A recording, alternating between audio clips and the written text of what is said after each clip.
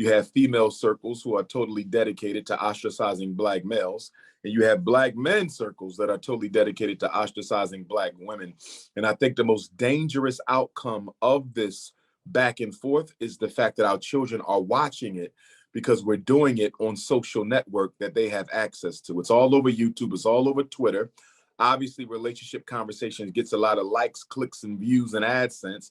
So a lot of people are just fanning the flames so they can benefit financially from the situation rather than having a real genuine stake in solving it. So that's one issue, that male-female relationship issue. Got to be done because you can't build healthy family when you have that type of negative energy around. So that's number one. Speaking for the men, I'm very disappointed in us as men because we're constantly talking about how we are kings, and we are. But at the same time, I don't really see us manifesting the way kings should. We're not building any institutions at all.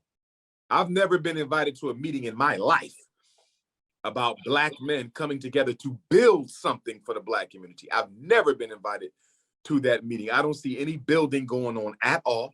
We have young Black boys terrorizing the Black community, killing elders, killing children, killing women, killing everybody.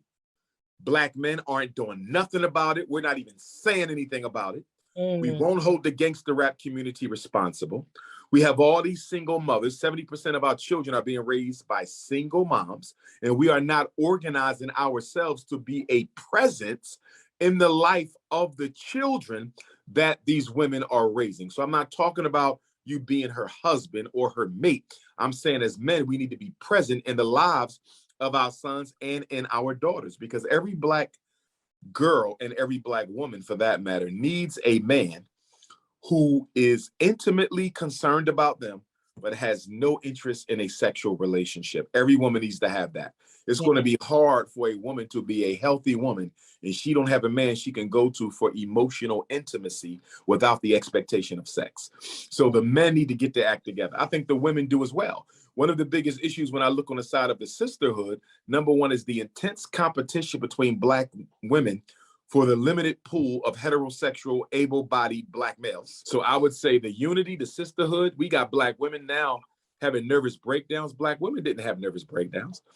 Black women had the lowest suicide rate in America, but look at us now. Our teenage girls, 14 to 17, they're leading the country in post-COVID suicide. Teenage Black girls are leading the country in post-COVID suicide because they don't have nobody to go to. You know, if I need to find men to work with boys, I can find some brothers to work with boys. Yeah. But if I need some women to work with girls, it's hard.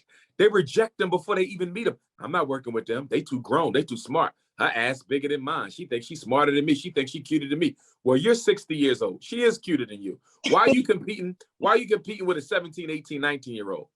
You know what I mean? So with the sisterhood, it's just a lot of petty, cliquish stuff.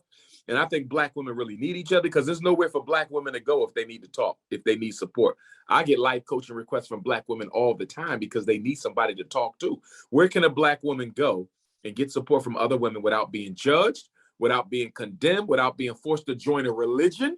The Black community not only lacks institutions, we lack systems. And because we lack systems, we like blaming individuals for systemic problems. Hypocritical. We are spiritually hypocritical. We compete with each other to be spiritual. We compete with each other too much to be spiritual. We're too unforgiving to be spiritual. And we're too conflict-based to be spiritual. And we too materialistic.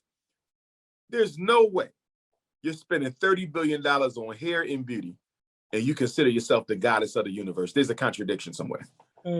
That's too much money going on the way you look for you to be so in tune with your inner beauty. Because if you're that in tune with your inner beauty, you don't need 30 billion for the outer side of your beauty. Okay? We are too materialistic to consider ourselves to be spiritual. And as someone, you know, I practice E5, Yoruba traditional system, right? Yes. Everybody you meet is initiated. So now the hypocrisy is not just in the church. The hypocrisy is not just in the masjid. The hypocrisy is not just in the temple. The hypocrisy now, okay, is in the traditional homes of African worship. Yeah. Because everybody is initiated, but you are still a gossiper and a backbiter. You are still a pedophile, okay? You still selfish and don't do nothing for the community. You follow what I'm saying? You still a scam artist So how is everybody getting initiated? You're a daughter of this Orisha and the son of this Orisha and this and that, and your behavior ain't changed. We are spiritually hypocritical. I'll give it to you like this. Your internal spiritual life could not be vibrating that high and you be comfortable coming outside watching your people living the way they are. Yes. $30 billion on hair and beauty. Black women, you buy more beauty products per capita than all of the women in the country put together. That is what you call waste. You're wasting billions. Do you know the 30 billion that Black women spend on hair and beauty is more than the gross national product, the entire budget of at least a third of the countries in Africa? Y'all spend more on your hair than they have to take care of an entire country for 365 days. $2 billion on Jordans, $1 billion on McDonald's, $4 billion on liquor, $800 million on chicken, turkey, beef, and pork. I haven't even touched electronics. I haven't even touched your clothing.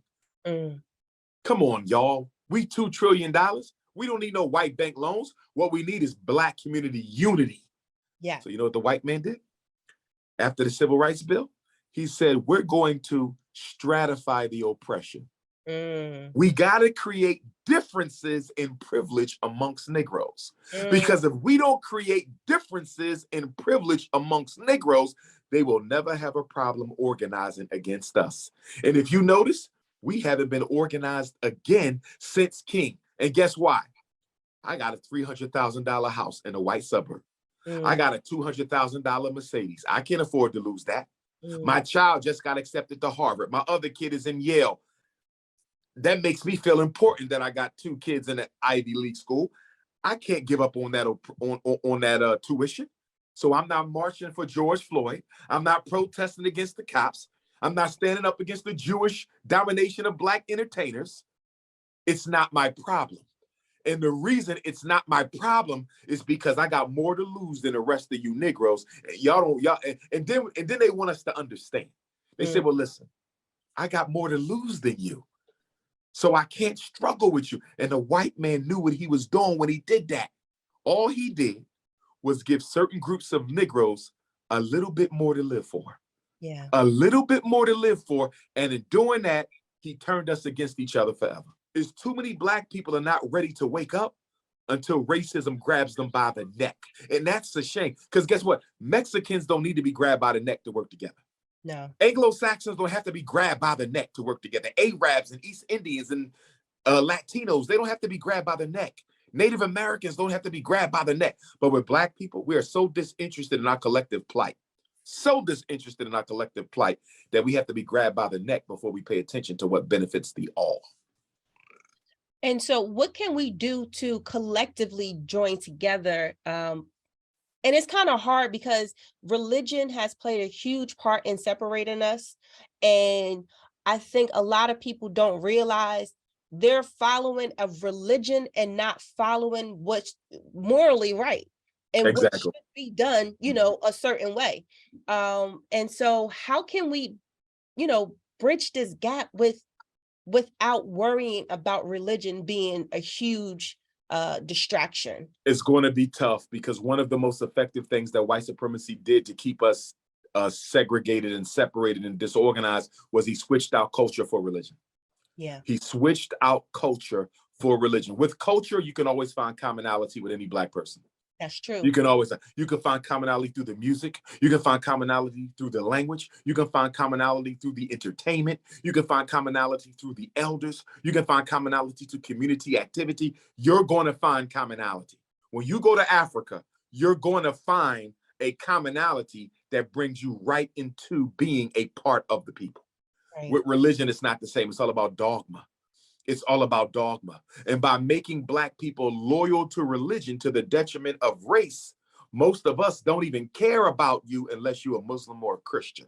Yep. That's where we are now. You say, okay, what happened to him? Was he a Muslim? Nah, oh, he don't matter. What happened to her? Was she Christian? Nah, if she wasn't saved, then that's her fault. You see how that goes?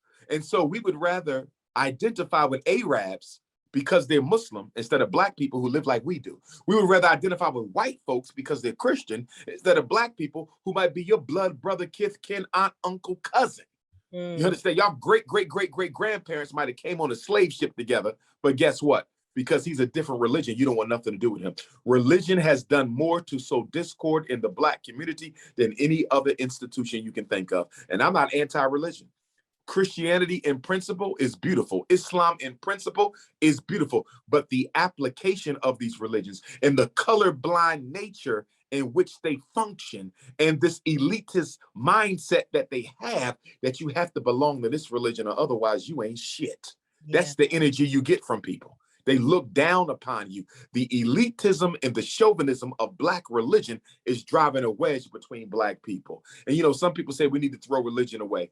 Religion ain't going anywhere because it's too ingrained in the unconscious of black folks. What we have to do is work with it, but do our best not to condemn it. And that's another reason why I think Garvey was so successful, because Garvey didn't criticize the church or the masjid. He just went around them and got the people anyway. We're disappointed in our FBA and ADOS brothers and sisters for thinking they got to segregate from other Africans in order to get something for themselves. You know, we're disappointed in that, but we don't bother. We're not concerned about that. There are more than 2 billion Africans in the world, 2 billion. Wow. African Americans are only 50 million. So if you're going to weaponize 50 million people against 2 billion people, good luck. You're not going to get very far. You know, we have to start thinking globally. We're a global people. We're not just an American people. And I think that's where the fault lies, because if you look at our situation from a global perspective, you will see the essential need for unity amongst Africans, no matter where we are. Now, don't get me wrong. I understand when the FBAs and the ADOS say things like there's Africans who look down on us. There's Africans who don't see us as African. There's Africans who would rather unite with white people than work with black people. All of that is true. I have experienced it myself, but it's not everybody. Yes, you have coons from Africa, just like you got coons from Black America, just like you got coons in the black community. Coon is a global reality with black folks. And what I would say to that is you can't judge an entire people by the actions of a few. What if an African came over here and judged all of us because he got stuck up at the gas station? Right. So all black people are robbers. You follow what I'm saying? We got to be smarter than that, and we got to be bigger than that. I love the relationships I have with my brothers and sisters in Africa. How can two unhealthy people make a healthy relationship? What you will create is a codependent relationship where she enables your dysfunction and you enable her dysfunction. She enables your alcoholism and you enable her marijuana addiction. You're not going to hold her accountable because you don't want her holding you accountable. And so both of you look the other way when the other person is doing wrong because you need them to do the same thing when you're doing wrong.